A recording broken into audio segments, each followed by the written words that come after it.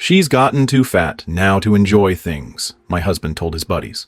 While I pretended to sleep, I upgraded my ticket with his card and left him stranded. Weeks later, he was selling his truck. All right, Reddit. I'm still kind of reeling, but also not. It's a weird mix of numb fury and this bizarre crystal clear focus I haven't felt in years. I need to get this out, partly to process, partly because I think some of you, especially on this sub, might actually understand the headspace I'm in right now, so let's set the scene. I'm F32, my soon-to-be ex-husband, let's call him Mark, M34, have been married for 5 years, together for 7. On the surface, I guess things looked pretty standard. We had our routines, our inside jokes, the comfortable rhythm you fall into, but looking back now, with the benefit of blinding, incandescent rage, the cracks were more like chasms I'd just been papering over. Next week was supposed to be our 5th wedding anniversary. A big one, right?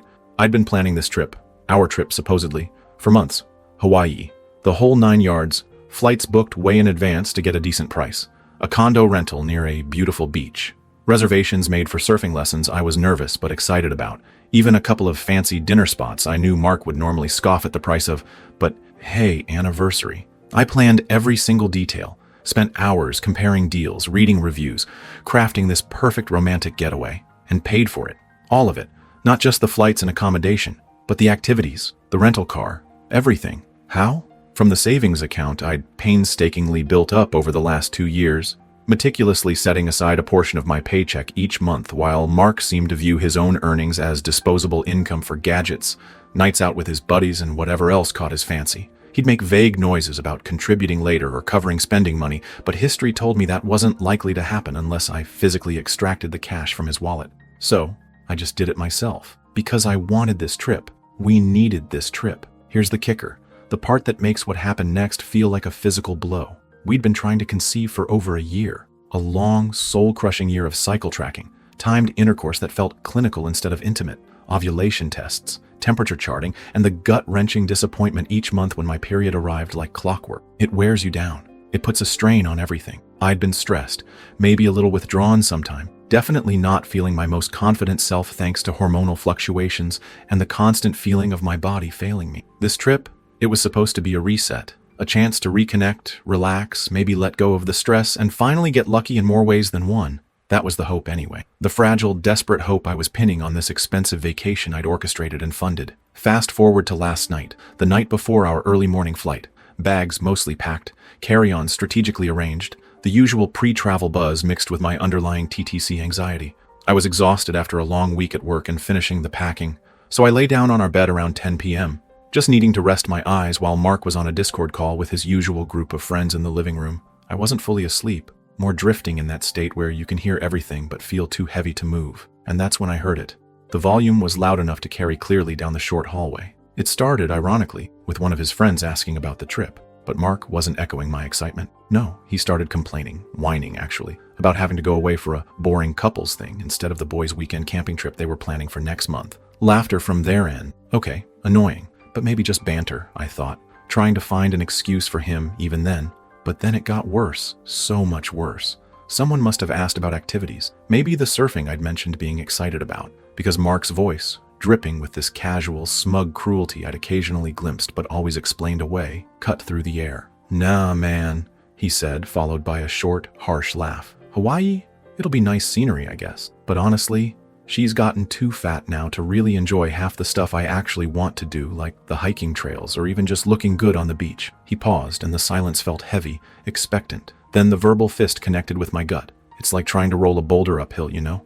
Not exactly fun anymore. Silence from me. Absolute ringing silence in my ears, though my heart started pounding like a drum against my ribs. I could hear the blood rushing. He wasn't done. Seriously, he continued, his voice full of false bravado, seeking validation from his Neanderthal audience. Thank God she paid for the whole damn thing. I wouldn't waste my own money dragging that around the Pacific.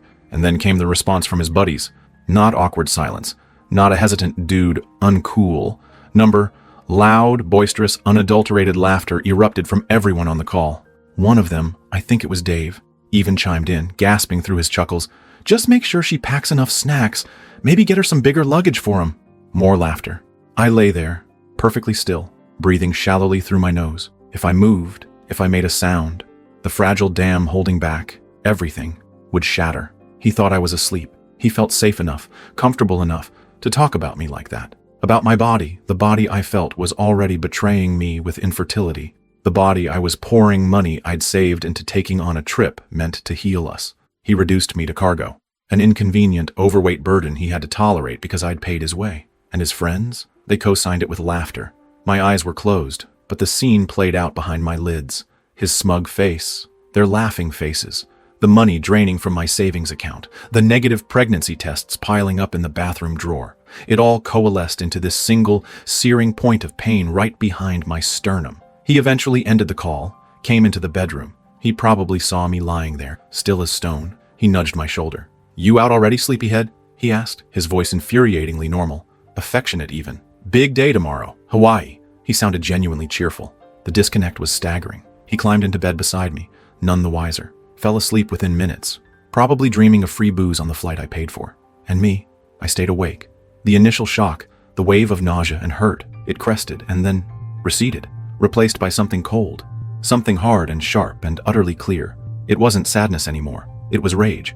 Pure, undiluted, glacial rage. Pretending to snore softly just in case he stirred, I let it crystallize inside me. Two things flashed through my mind with blinding clarity. First, the memory of last Christmas, when my car died unexpectedly, and I'd used a significant chunk of these same savings, money I'd been setting aside for potential fertility treatments, to help him cover a down payment on his new truck because his credit was shot, a sacrifice he'd barely acknowledged beyond a grunt of thanks.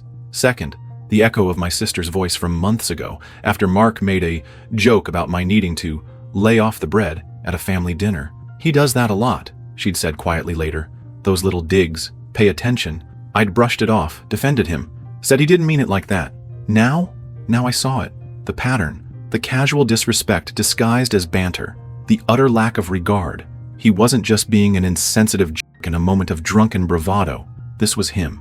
This was how he saw me. This was how he talked about me behind my back, likely all the time. The woman he married, the woman struggling to conceive his child, the woman funding his lifestyle and vacations. An inconvenient, overweight boulder. Cargo. The decision wasn't even a conscious thought process. It landed fully formed in my mind, cold and absolute. He is not going. This trip, this expensive, meticulously planned trip, was now mine, and the price he was about to pay for his words, for that laughter, was going to be far higher than the cost of the plane tickets. The revenge started now. Not loud, not messy, precise. I waited, listening to his breathing deepen into snores. Real ones this time. Maybe an hour passed. Maybe two. Time felt warped, suspended in the icy grip of my newfound purpose. When I was certain he was deeply asleep, I slipped out of bed, moved silently, years of navigating the house in the dark paying off. First stop, his wallet. I extracted the credit card. His card, technically, the one with his name on it. The one linked to an account I ended up paying the bill for 90% of the time because he was always a bit short come statement day. The irony was so thick, I could almost taste it. Laptop open on the dining table, screen brightness turned down low. Time for Act 1, booking reference pulled up, airline website. My heart started hammering again, but this time with adrenaline, not pain. Navigate to manage my booking. Click, upgrade options. Click, first class. Oh yes, there it was. A hefty price tag naturally. For a fleeting second, the ingrained frugality warred with the burning need for retribution. The rage won, easily. The website, however, decided to add its own layer of tension. It kept glitching, spinning the little loading icon endlessly, making me hold my breath, terrified the session would time out or wake him with a notification before I could complete the transaction. My fingers felt clumsy on the trackpad. Come on. Finally, the payment screen loaded. I punched in the numbers from his card. Name on card. Mark, last name. Billing address, ours. Paid for by me, essentially. Click confirm purchase. Confirmation screen. Upgrade successful for passenger. My name.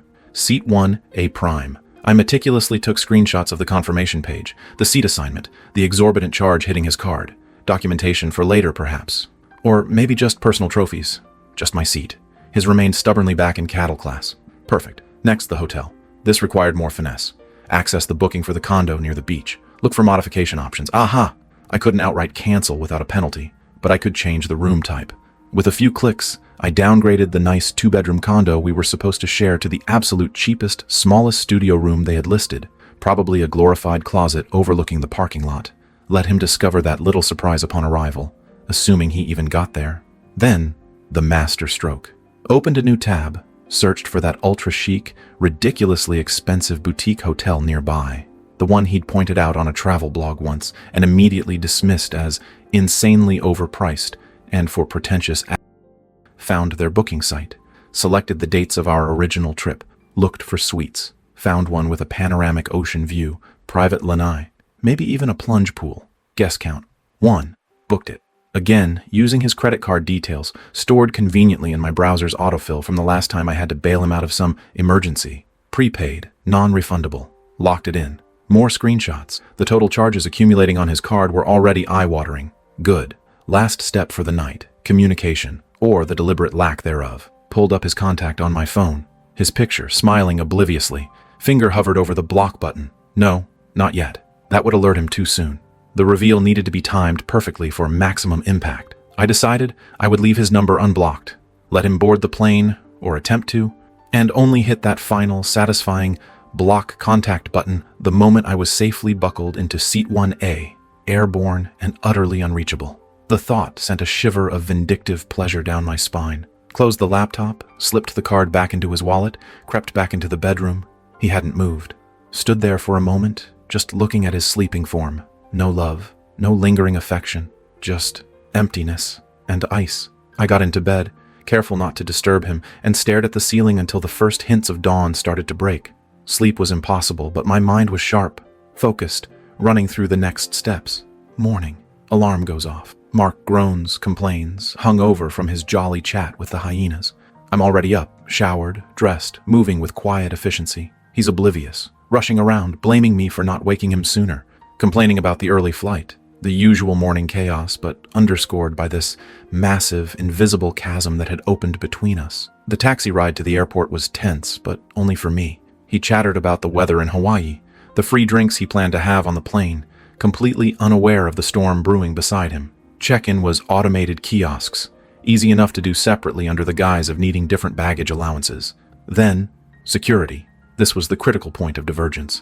As we approached the long, snaking economy line, I feigned sudden panic. "Oh my God," I gasped, clutching my carry-on. "I think I left my medication pouch back at the check-in counter, the one with my thyroid pills." A total lie, they were safely in my purse. "You go ahead, Mark. Grab us a coffee or something near the gate. I'll be right behind you." He grumbled about my disorganization, but waved me off, heading towards the main security scrum. The second he was out of sight, I pivoted, walked briskly towards the priority security lane, the one my newly minted first-class ticket granted me access to. No queue. Breezed through, shoes off, laptop out, shoes on, done. Gathered my things and walked calmly towards the first-class lounge entrance shown on my boarding pass. Paused outside, took a deep breath, checked the departure board. Still plenty of time until boarding. I didn't go into the lounge immediately. Found a quiet spot with a view of the main concourse. Watched the throngs of people. Somewhere in that chaos was Mark, probably complaining about the security line, maybe trying to call me, wondering where I was. Let him wonder. Boarding call for first class. Stood up, smoothed down my top, walked towards the gate agent, handed over my boarding pass. "My name?" She smiled. "Welcome aboard. Enjoy your flight." Stepped onto the plane, turned left, into the hushed, spacious sanctuary of first class. Found my seat, 1A, window seat, right at the front. Settled in. The flight attendant immediately appeared. "Welcome, Ms. My name. Can I get you something to drink before takeoff? Champagne, perhaps?" "Champagne would be lovely, thank you," I replied. As she poured it into a real glass flute, I pulled out my phone, opened his contact one last time, his stupid smiling face, pressed block contact, confirmed, blocked on WhatsApp, blocked on social media too, for good measure, switched phone to airplane mode. The cabin door closed with a solid thunk. The engines began to whine. I leaned back against the plush leather, took a slow, deliberate sip of the cold, bubbly champagne. Outside the window, the gray reality of the airport terminal began to slide away as we pushed back. Somewhere back there, stranded, confused, and about to discover a world of financial hurt, was Mark. The plane accelerated down the runway, faster and faster, then lifted gracefully into the air. I watched the ground fall away, a strange sense of lightness filling me. Phase 1, complete. Hawaii awaited. My Hawaii. ETA. just anticipating questions. Yes, I was the main breadwinner for the last year or so after Mark's freelance work dried up, which is how I ended up paying his bills and for this trip from my savings. The TTC context is important because his comments felt like they weren't just about weight, but about my body failing in the one area we were supposedly working on together. Makes it sting more. Update 1. Well, Reddit. It's been a few weeks since I boarded that plane alone, sipping champagne while my soon-to-be ex-husband Mark M34 was presumably having a full-blown meltdown somewhere in the airport terminal IF-32 left him behind in. A lot has happened, and honestly, writing the first part out was cathartic. Reading your comments? Even more so. It solidified things I already knew but felt validated seeing reflected back. So, here's the rest of the story. Consider this the final update. The closing chapter on that particular dumpster fire of a marriage. Landing in Hawaii after that glorious first-class flight was like stepping into another dimension. No frantic rush for baggage claim. No husband complaining about the humidity or the queue for taxis. My priority-tagged luggage was one of the first off the belt. I'd pre-booked a private car service, another little f*** you, funded by Mark's credit card, and the driver was waiting with a sign bearing my name. My maiden name. Felt good to use it. The drive to the hotel was serene. Lush greenery. Glimpses of turquoise water. I arrived at the rival, exclusive boutique hotel, the one Mark had sneered at as being too expensive and pretentious. Walking into the lobby felt like entering a spa. Quiet, cool, scented with plumeria. Check-in was seamless. The receptionist didn't bat an eye at a woman checking into a honeymoon-worthy suite alone. The suite itself? Breathtaking. Floor-to-ceiling windows overlooking the ocean. A massive four-poster bed draped in white linen. A bathroom bigger than my first apartment, with a soaking tub positioned to watch the sunset, and the lanai huge private with comfortable loungers. It was aggressively luxurious, almost laughably so compared to the cheap basic room I'd downgraded Mark to back at the other hotel, assuming he even figured out how to get there. Unpacking felt symbolic, laying out my clothes in the beautiful closets, arranging my toiletries on the marble vanity. No sign of his clutter, his carelessly discarded socks, his damp towels, just space. Mine. What did I do first? Honestly, after the adrenaline dump of the flight and departure, I was strangely calm. My first acts of glorious solo freedom weren't wild or crazy. I immediately called the hotel spa and booked myself a long, indulgent massage and body wrap for the next morning, the kind of pampering Mark always dismissed as a waste of money.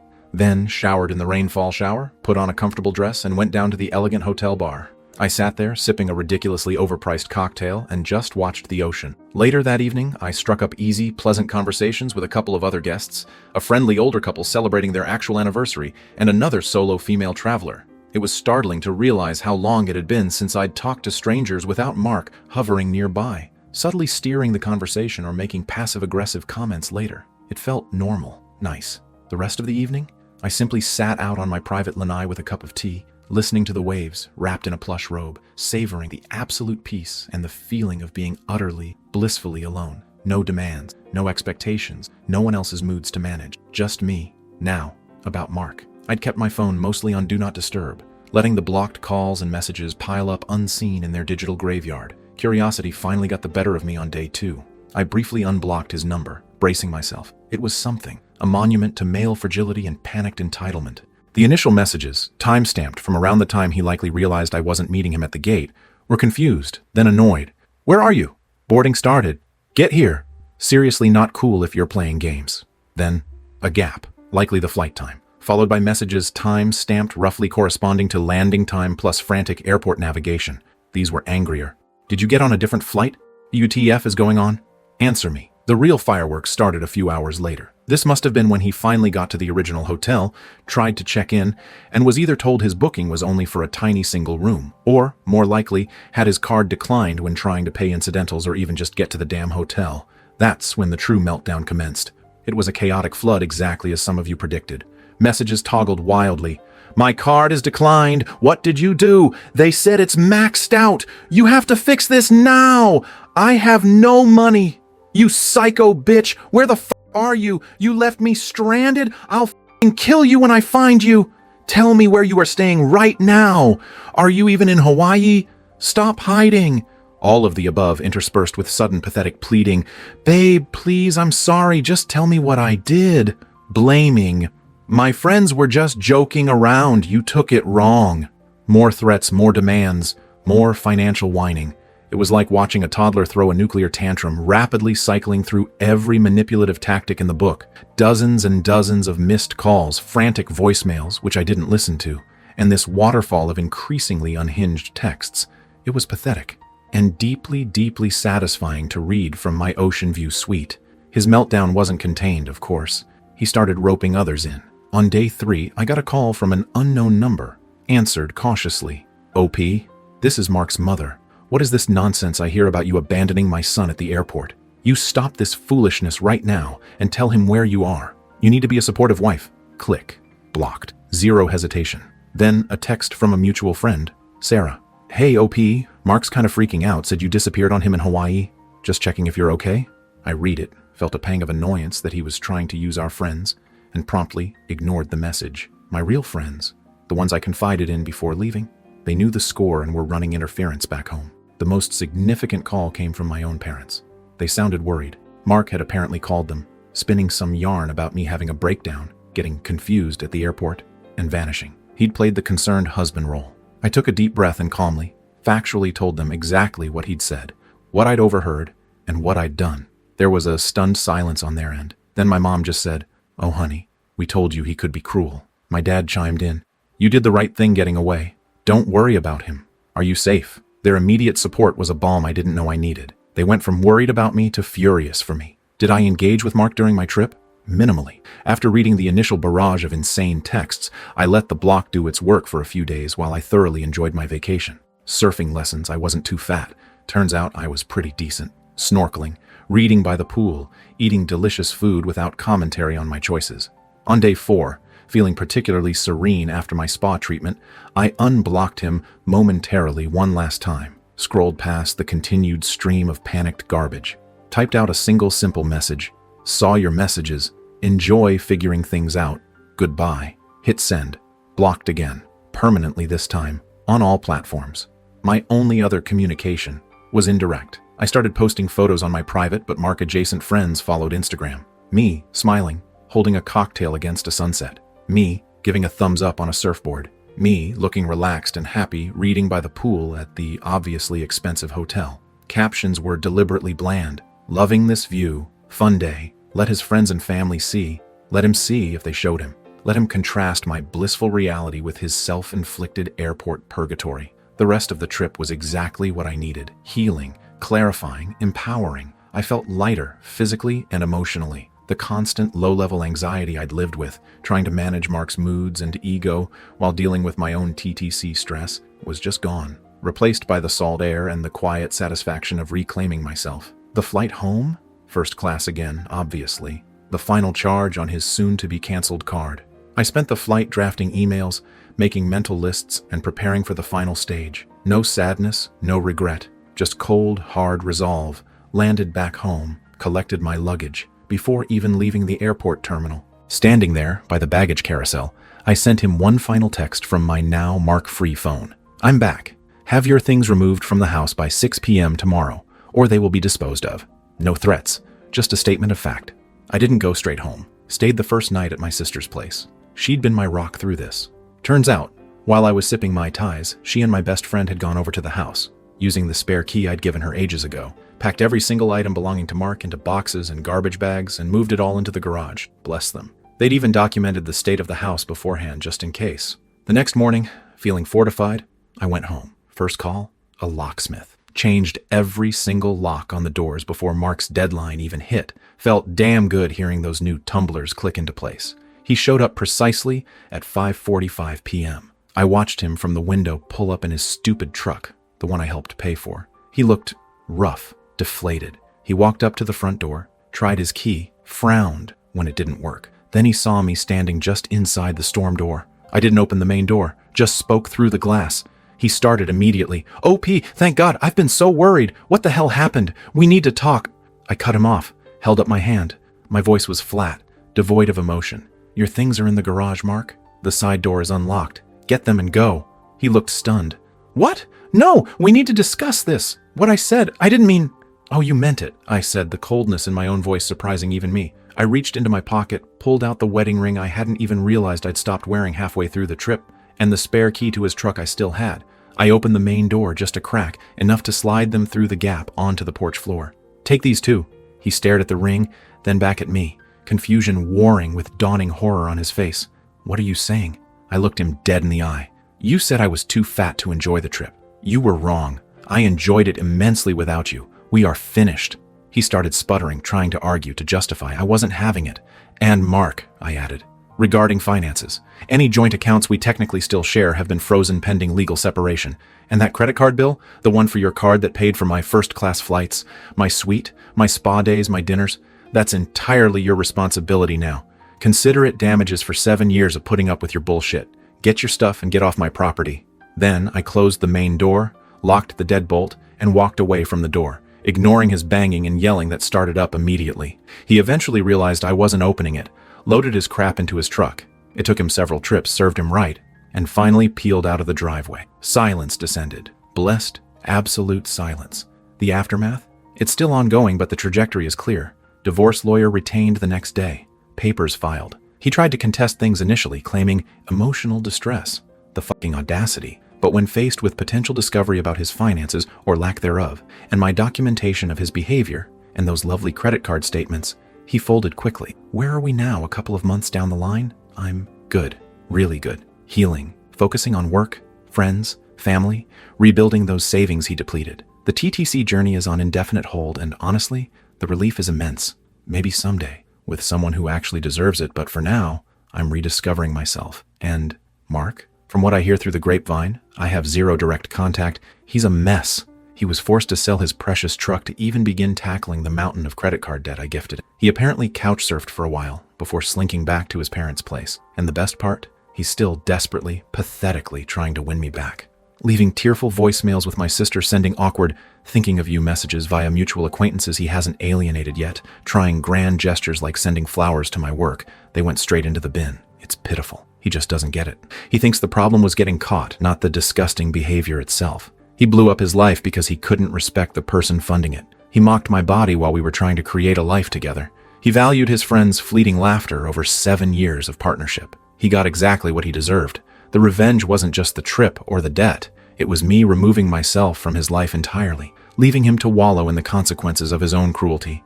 And let me tell you, Reddit, from my peaceful, mark-free existence, the view is spectacular. ETA. Divorce is now finalized, feeling lighter than air. Also, yes, I did change my number eventually after he tried using spoofing apps to get around the block. Thanks for all the support. This sub really helped me feel less alone in my righteous fury. That's all for this story. I'll be back with another one. If you haven't already, please consider subscribing to the channel. It motivates me to create more content like this.